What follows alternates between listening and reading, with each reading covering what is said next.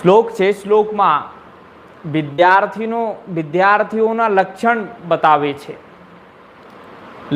વિદ્યાર્થીઓના છાત્રોના લક્ષણ બતાવવામાં આવે છે. કાક ચેષ્ટા બકો ધ્યાનમ, વિદ્યાર્થીની ચેષ્ટા, વિદ્યાર્થીની ક્રિયા કાક જેવી હોવી છે. કાક ચંચલ થાય છે, કાર્ય કરનારે કુશલ થાય છે. કાર્ય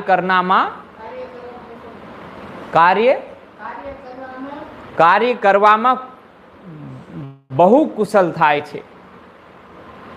એટલા માટે કહે છે કાક ચેષ્ટા, કાક જેવી ચેષ્ટા. કૌવા, કૌવાના ગુજરાતીમાં શું બોલે છે? કાગો. કાગડો જેસી ચેષ્ટા હોય છે. કાગડો,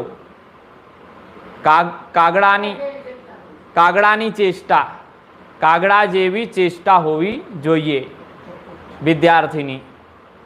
કાક ચેષ્ટા બકો ધ્યાનમ, બકો યાની બગુલા. ગુજરાતીમાં શું બોલે છે? હા, બગલો. बगलो जैसी चेष्टा, बगलो जैसी काक वको ध्यानम, बगलू जेवी ध्यान होवे જોઈએ.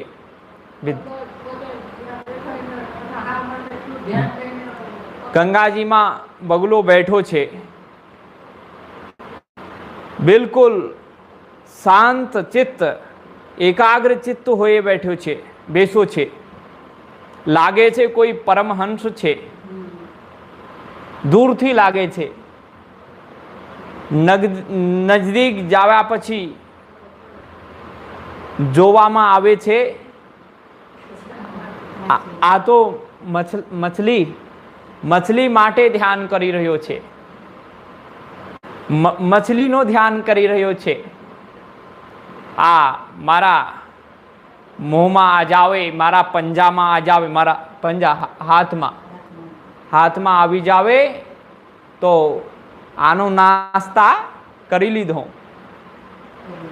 એવી ત્યારે ઈચ્છા થાય છે.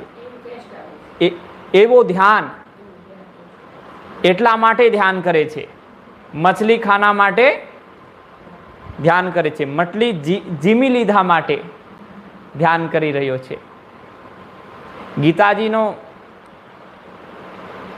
15મા અધ્યાયમાં ભગવાન કહે છે